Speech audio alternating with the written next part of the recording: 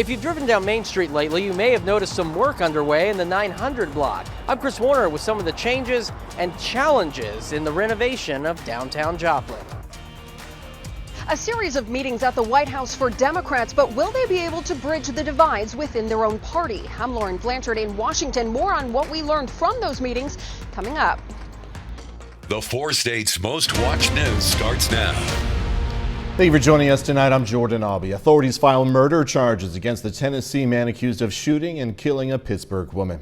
Charges against Brian Baker include second-degree murder and possession of a stolen firearm. The shooting happened Saturday night in Pittsburgh. Officers were called to an apartment on South Broadway where they found the victim, 18-year-old Jay Stilich. She passed away at the scene. Suspect in the Carthage Hotel shooting gets prison time after changing his plea to guilty. Lane Stevens, right there, pleads guilty to second-degree murder and first-degree robbery for the August 2020 shooting.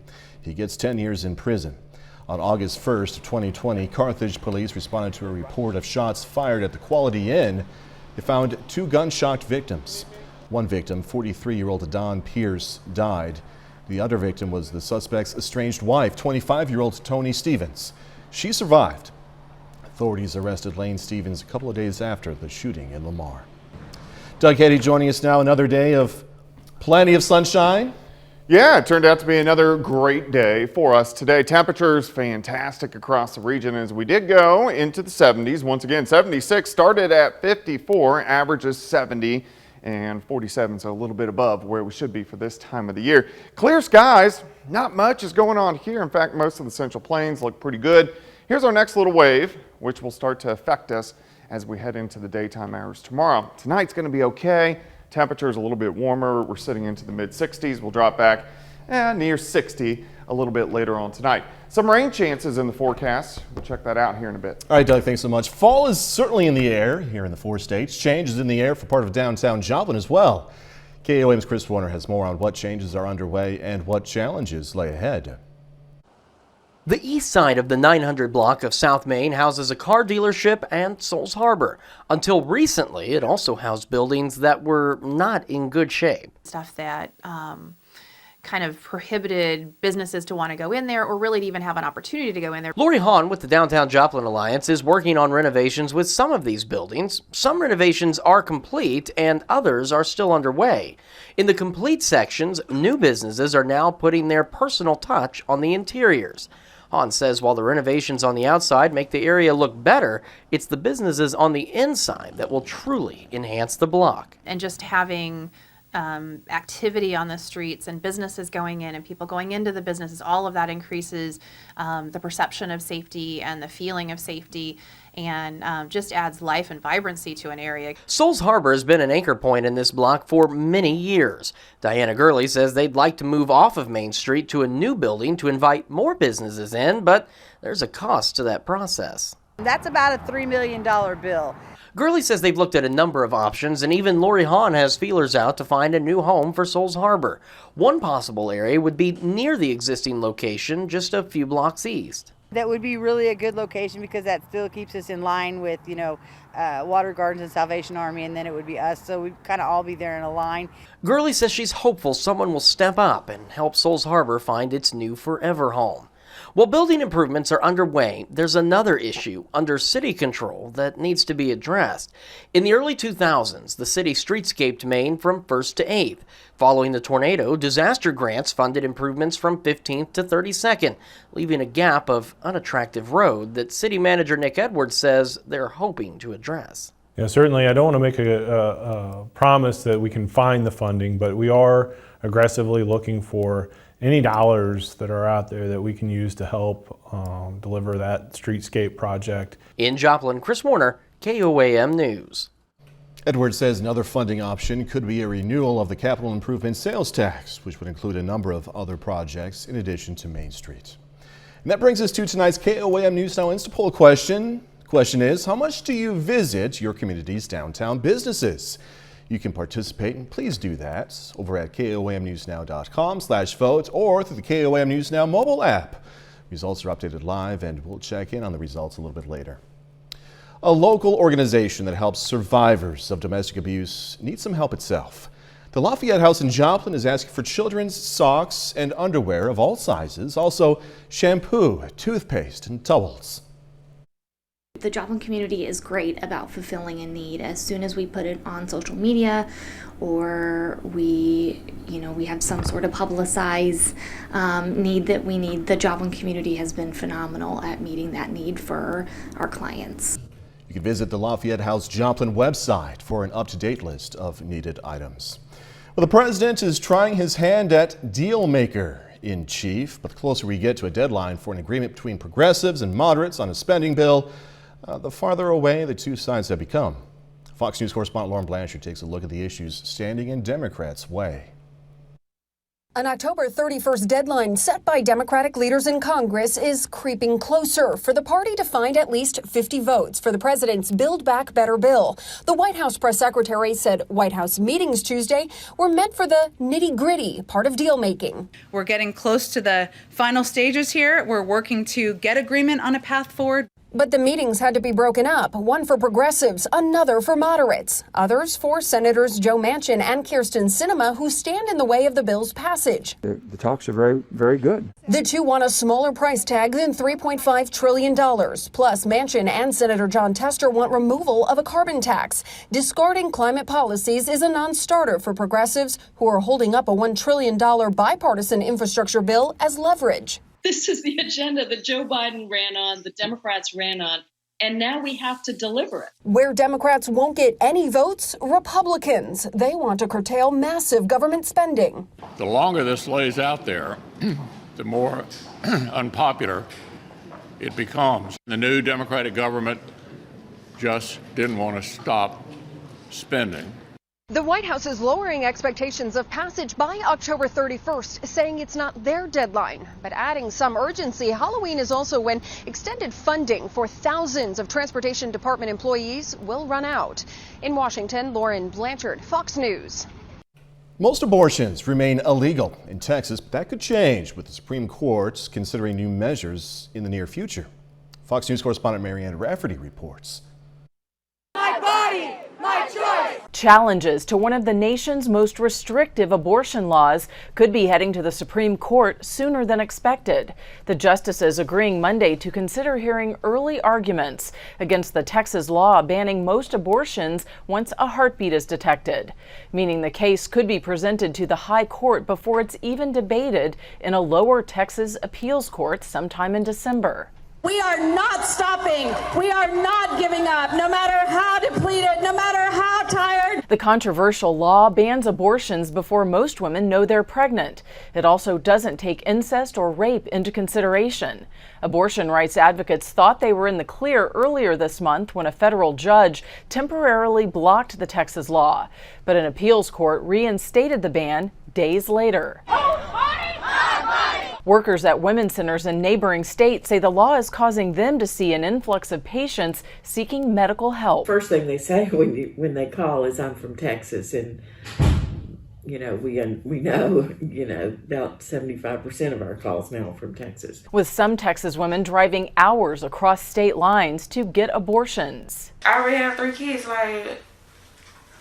It's hard taking care of 3 kids, and I'm like a single parent. I didn't expect to be a single parent. The Justice Department has also requested the Supreme Court block the law banning most abortions while these legal proceedings are worked out. Marianne Rafferty, Fox News. KOAM News at 9 on Fox 14 takes this time now to honor another four-state hero. Roy Watkins served in the U.S. Army from 1943 to 1945. Native of Galena, Kansas, Watkins was stationed in Germany, earning several awards. We are proud to thank and salute Private Roy Watkins. He's tonight's four-state hero. Doug is next with a complete look at the forecast. A bit later, the Frontenac Raiders facing Girard Friday, aiming to take down the Trojans and earn a district title. Going to hear from the Raiders in sports.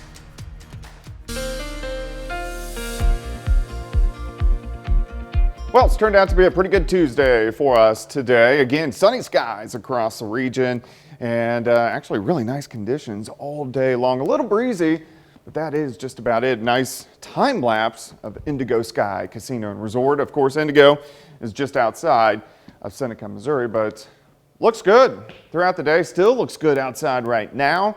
Temperature is actually fairly comfortable. Most of us are sitting low to mid 60s across the entire 4-state area. Now look at our temps. Central Plains, everybody's warm, but you can see the sharp cutoff once you get out across Nebraska and parts of western Kansas. This is a cold front. This is actually heading toward us. We're not going to get that much cold air, but we will get a little bit cooler by the time we head into Thursday and also on Friday. But all in all, it looks pretty good. Kind of windy today. South winds at about 10 to 20, and it's going to stay breezy as we go through the overnight hours tonight, but it looks good. We still have clear skies up top. Currently outside, 64 south winds at about 5 to 10. Relative humidity is sitting at about 60%. Nothing really going on here. We're dry, we have clear skies, most of the Central Plains, much of the same. But here's our next little wave. You can see the spin up across parts of Wyoming, Nebraska, South Dakota. Most of this energy is going to shoot to our north, but we will get a cold front that drags through, and that's going to give us some clouds, maybe a random sprinkle or a random shower or two, but that is just about it as we go into Wednesday. South winds tonight, we drop back near 60, and then as we go through the morning hours, clouds will increase. You can see a few spotty little sprinkles popping up. That's really just about it. These will push through as we go into the afternoon hours. Here's about 3:30, so still really not a terrible day for us. All in all, it looks pretty good. Once we get these clouds out of here, then our temperatures will start to drop off as we go through the overnight hours for us tomorrow night. We're going to back down into the mid 40s, so kind of chilly across most of the region. But as we head into Thursday, a little bit cooler, but still great. Most of us mid to upper 60s for afternoon high, so just a perfect fall day. And then we'll drop back again as we go into Friday morning. Temperatures kind of chilly once again, but then we're going to get southerly winds and we'll start to see some changes by the time we head toward the weekend. So 76 tomorrow, 69 on Thursday, 74 on Friday, and then look at the 80s returning Saturday, Sunday, Monday, and Tuesday. But we do get chances for showers and thunderstorms to roll back into the forecast, which I'll show you in the second half hour because my computer system's having a tendency of locking up the next couple days. That's all right. You know, technology has its days too. I was going to say, you know, with the warmer temperatures, it's so nice because you don't feel that humidity. Oh, I know, it's great. Yeah. I mean, even when we warm into the 80s over the weekend, it's not like the summertime heat. Yeah. So, yeah. pretty good. All right. We'll see you in a little bit. Thank you so much, Doug. All right, coming up, rescue efforts still underway. A powerful gang demands millions of dollars in ransom money for 17 Americans and Canadian missionaries kidnapped in Haiti. I'm Phil Keating in Miami with the details straight ahead.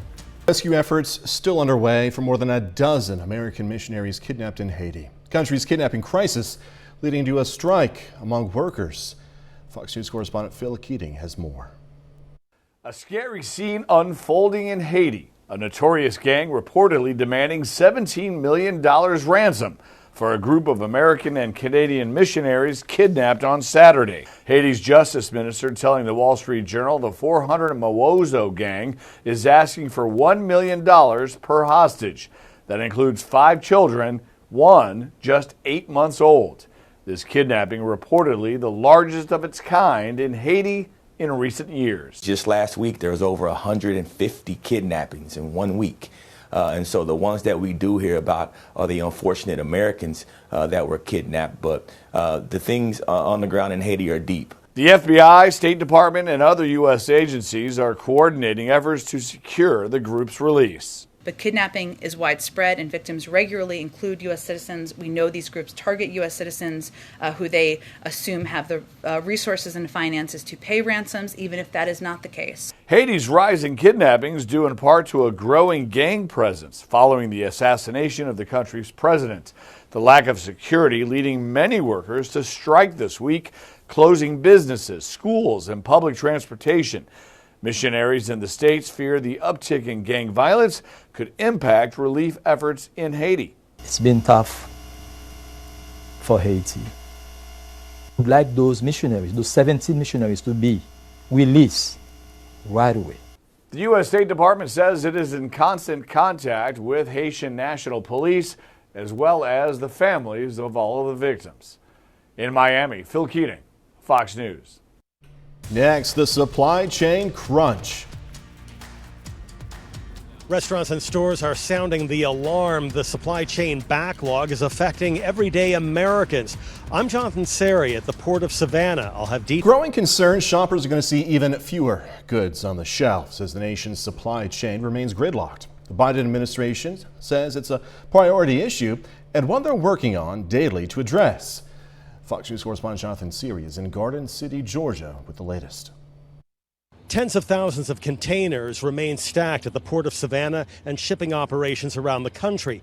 Yet Tuesday, the White House defended its efforts to break the logjam and get things moving. The president is satisfied that progress continues to be made. Off the coast of Los Angeles, thousands more shipping containers remain gridlocked as pandemic-related disruptions continue to slow delivery efforts. We have already cut in half the amount of cargo that is sitting on the docks. Yet across the country, restaurants waiting for deliveries warn of devastating economic impacts if those goods don't arrive soon. If we don't have that supply, we can't do business. It's really that simple. Transportation Secretary Pete Buttigieg worked to remain optimistic at the start of another week of delays, blaming increased demand, but saying progress is being made. A lot of Americans might be surprised to learn that our ports have not generally operated on a 24/7 basis. We've secured commitments to change that. This as Republicans say the supply chain crunch is another example of a troubled White House administration. But this administration literally from day one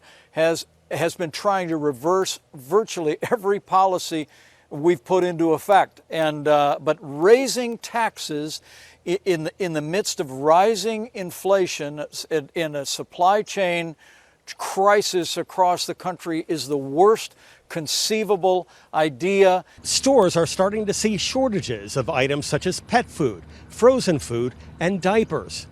In Garden City, Georgia, Jonathan Seri, Fox News. All right, coming up, going to visit Minnesota, where organizers of a corn maze there are making sure everyone can enjoy those awesome fall festivities. Being wheelchair bound isn't stopping a 10-year-old girl from going off the beaten path, or other people for that matter. Emmy Kirsten is able to navigate a corn maze in Monticello, Minnesota, thanks to that, an all-terrain wheelchair. Now, a hunting preserve that uses the chairs lends them to the farm, Fresh Acres it's called, to allow people who are wheelchair bound to navigate the maze.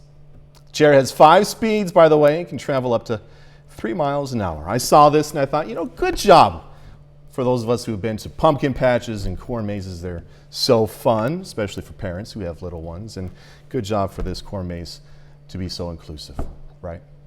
All right, 30 more minutes, news, weather, and sports coming your way. As the FDA makes rapid at-home COVID-19 tests more accessible, demand rises right here in the 4 states. Also, some kids learn about school bus safety, the right things to do before and after riding those buses. Or negative COVID test requirements becoming more common for entrance to things like concerts and other larger events. Local testing sites are seeing an increased demand. KOAM's Bronte Sorotsky tells us what local testing sites are seeing and how effective at-home testing services can be.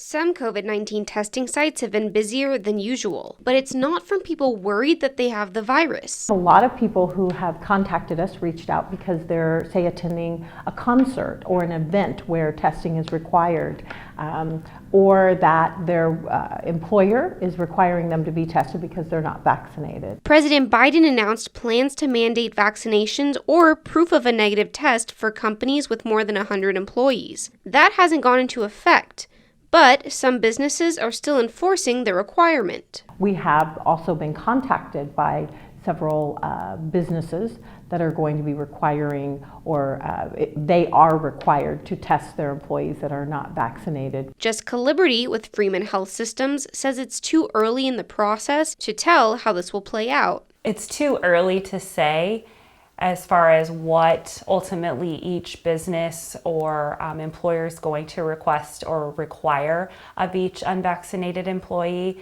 There's just a lot of different moving parts. But if more people need to get COVID testing as a result of a requirement, Liberty says it's important to make sure that the testing you receive is accurate. There's a lot of different manufacturers that produce rapid COVID tests. So, and they all, they range in sensitivity, meaning some of them may not be as accurate as others. And, with the vaccine mandate and requiring weekly COVID tests, you need to talk to your employer and just, come up with a plan with them to determine whether or not they will accept an at-home test. Joplin health professionals say they aren't experiencing a shortage of tests either, but they also don't know what the future will hold. In Joplin, Bronte Sorotsky, KOAM News. Nunnally also reminds people that many flu symptoms can mimic COVID symptoms, and if you have any symptoms, you're not sure what they are, just get tested. You can show up for free testing every Thursday starting at 10 a.m. in Joplin. Southwest Airlines is scrapping plans to put unvaccinated workers on unpaid leave. Instead, those workers who are still awaiting approval for medical or religious exemptions are going to keep working. The airline had given its 54,000 employees a deadline of December 8th to get vaccinated. The airline says those unvaccinated employees will continue to follow mask and social distancing guidelines until their accommodations can be processed. Other major airlines, of course, including JetBlue, American Airlines, just a few are requiring their staff to get vaccinated. Well, the feds are gearing up to get more booster shots in arms while the battle over vaccine mandates heats up even more. Fox News correspondent Mike Emanuel has more now from D.C. 100 million more Americans could soon have access to COVID vaccine boosters. The FDA is reportedly planning to announce this week that boosters from Moderna, Pfizer, and Johnson & Johnson can be mixed and matched, meaning your booster can be a different brand than your original dose. More than 9 million Americans have already gotten their booster shots, and doctors say it's making a big difference. We're seeing a big decrease in hospitalizations after the booster. Your chances, if you had the vaccine, even if you didn't have the booster, of getting very sick, getting hospitalized, or dying remains quite low. The expanded access comes as more vaccine mandates are going into effect, though there are still a handful of states banning those mandates, and some big employers like Southwest Airlines are pushing back deadlines for employees to get their shots, with business owners anxious about how the new rules will be enforced. This really puts job providers in an incredibly difficult position. Meanwhile, with cases still declining, the CDC is tweaking its guidelines for schools, considering a new program that would allow students who have been exposed to stay in school instead of quarantining as long as they test negative for the virus. We're working with our districts, and thankfully the superintendents, who are educators, are working closely with health experts to keep their children safe. The CDC also releasing a new study on Tuesday confirming the Pfizer vaccine is safe and effective for 12 to 18-year-olds.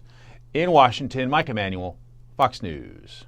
If the FDA approves vaccine booster mix and match, it could have an impact on local vaccination rates as well. We spoke with a local health official who says a mix and match booster might be beneficial. To kind of mix those booster doses, you would have higher efficacy that way rather than taking 2 of the Johnson & Johnson. So I would tell people, talk to your primary care physician, but it looks like the data would support the initial dose of Johnson & Johnson and then the booster dose with either Moderna or Pfizer. The National Institutes of Health presented early information to the FDA's vaccine advisors Friday. The info was from an ongoing study showing it didn't matter which vaccine people got first versus which booster they got. Any combination was deemed as safe and showed a revved up immune response. With booster shots rolling out across the country, you may be wondering which form of the vaccine you're going to be getting. Manufacturers say the third dose of the Pfizer vaccine that has been approved is the original vaccine you got, not one updated during the outbreak of the Delta variant.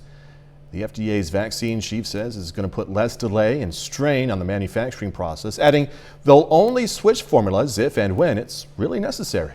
However, some doctors are concerned, saying that manufacturers should be matching the new strains we're facing as soon as possible. Well, some elementary students in McDonald County, Missouri got a lesson about school bus safety. Very important, right? This is School Bus Safety Week, by the way. The McDonald County School District is taking part.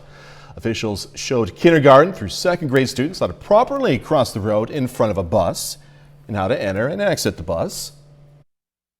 We have a lot of kids who live along state highways, and those roads get, truck traffic, dump trucks, semi-trucks, cars commuting.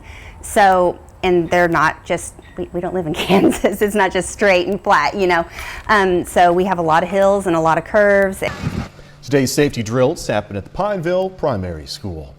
Taking another look at tonight's KOAM News Notice poll question, we asked you, how much do you visit your community's downtown businesses? So far, 61% of you say, I almost never. 24% of you say often. 15% of you say now and then. Thanks everyone who voted. FDA unveiling a new plan that will enable Americans to buy hearing aids without a prescription. Health regulators say the move is going to eliminate roadblocks that currently require hearing exams and a prescription for those suffering from mild to moderate hearing loss. The plan is going to make hearing aids more accessible and available at pharmacies and other retail stores. The agency will listen to comments from the public for 90 days before making a final decision. John Deere workers continue to remain on the picket line across the nation. Several employees of the company were seen holding signs outside a John Deere facility in Acme, Iowa, just outside the state capital of Des Moines. John Deere workers went on strike last week after union members rejected a tentative agreement between the company and the union. Union members are making several requests, including better working conditions and improved pay. The strike is currently impacting 14 Deere plants in Iowa, Illinois, Kansas, Colorado, and Georgia. A bit later, unbelievable story, beating the odds of survival. Stunning story of survival as 21 people walk away from a plane crash in Texas. I'm Casey Siegel in Dallas. We'll have that story coming up.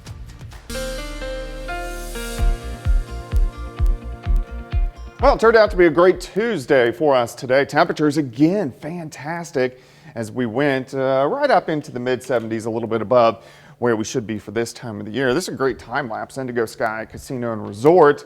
You can notice the trees are starting to turn colors. We are still a couple weeks away from getting into our peak of the fall foliage, but it's starting to look very fallish out there. Temperature is a little warm for this time of the year, but another great day for us today. And temps pretty good. Right now, we're sitting into the mid-60s across the region, and it looks pretty good as we go through the overnight hours, about 58 to 60 degrees for an overnight low for us tonight. And you can see most of the Central Plains look great. But look at the cold front out to the west. You dropped 49 in North Platte, 36 in Rapid City. Now, most of this cold air is going to shift to our north, but we are going to get a cold front that drops through tomorrow. As it drops through, our temperatures will cool down just a bit by the time we head into Thursday and Friday. Also kind of windy. South winds 10 to 20 all day long. These have diminished a little bit over the past couple hours, but it's going to stay kind of breezy as we go through the overnight hours for us tonight. Right now, it's perfect. Temperatures very comfortable, 64. You can open up the windows. We're only going to drop back a few more degrees. South winds.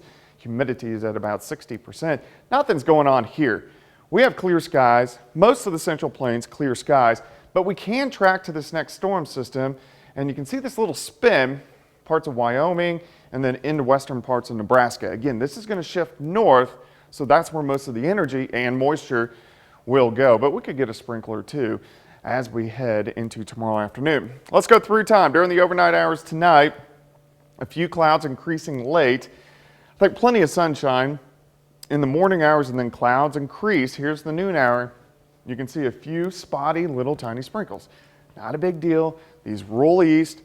We break back out to sunshine late in the day, but our temperatures still up into the mid-70s because the cold front's not going to roll through until late afternoon. 58 to start, 71 by noon, high temp of 76, south winds at about 10 to 20, so still kind of breezy for us tomorrow. As we go through the overnight hours tomorrow night, cooler, we drop back into the mid-40s for overnight lows, and then Thursday looks great. Sunny skies, a little bit cooler, temperatures just about perfect into the mid to upper 60s for highs.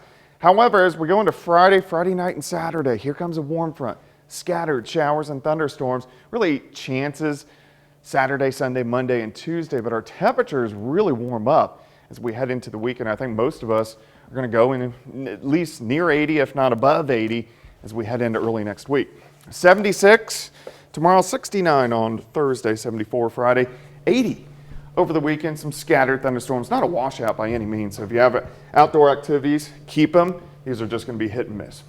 Just when you think you smell fall for good, you get some 80-degree days. Oh, we'll get there here in about 1 week. Yeah? Okay. All right, Doug. Thanks so much as always, man.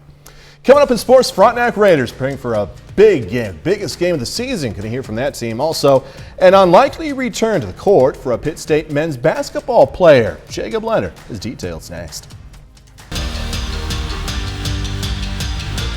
This week is a big week for the Frontenac Raiders. The Raiders have a chance to claim a district championship in the final week of the regular season. But to do that, they got to go through CNC League rival Girard, a team that's been one of the best in the area all year. It already feels like playoff time for the Frontenac Raiders. This is one of those games you wake up Saturday morning and you know it's here, you're excited for it. You wake up the next morning, it's here. That's what you think about all week. We want to be the top dog. We want to be those guys, so it's a big deal to us. Frontenac hits the field against Girard in the final game of the regular season Friday with a district championship on the line. That's one of the first goals every year. With our new district the last couple of years, we don't get to play every league school, so this kind of became our #1 goal to start the season, win district, and we feel our district's very good. Girard has been one of the best in Southeast Kansas this season, heading into Friday with a perfect 7-0 record. They have great speed, great athleticism, but I think we're a lot more physical and should be a great game to watch. Explosive plays on offense. They got some speed. Quarterback's done a tremendous job in getting to their weapons. Very aggressive on defense. Tremendous linebacker. Just great ball players. Coach Philpott's done a tremendous job. Girard plays extremely hard. They don't beat themselves, so they've just played well all season. Frontenac has been hot themselves, winning 5 games in a row. So the winner Friday will not only be district champion, but will ride momentum into the postseason. They're a great team.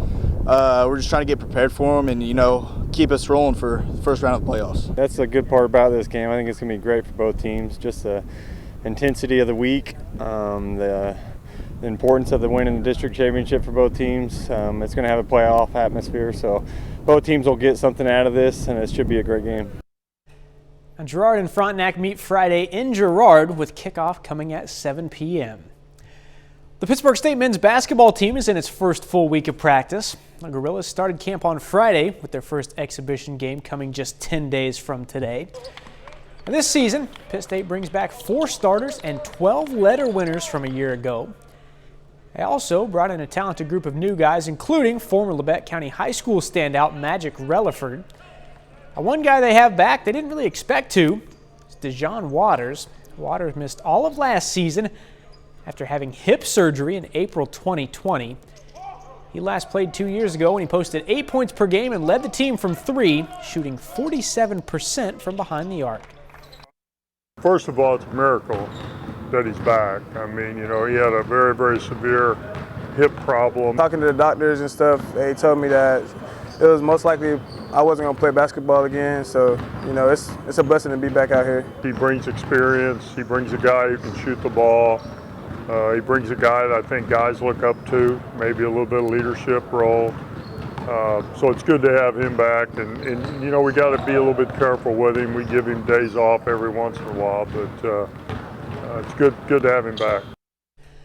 And that's a look at sports. We're back with more news after this. A story of survival as 21 people escape a fiery plane crash at a Texas airport. Fox News senior correspondent Casey Stiegel has this story from Dallas. Nearly 24 people lucky to be alive after walking away from this fiery plane crash. This is a good day.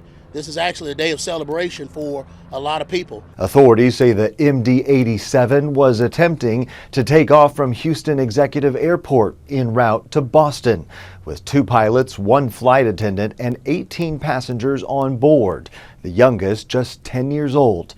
The aircraft traveled 500 feet down the runway but never made it into the air, crashing through a fence and rolling into a field with a full tank of gas before bursting into flames. The plane was engulfed in fire with large clouds of black smoke billowing into the sky when first responders first arrived, but miraculously all 21 people on board were able to get out of the plane on their own. However they extracted themselves, they're off, and no one's deceased. And man, that is an awesome feeling right now for us as first responders. Nobody was seriously hurt. 2 were taken to the hospital experiencing minor injuries. Just lower back pain and some respiratory issues. Crews were able to extinguish the fire, then exposing the extensive damage to the aircraft itself.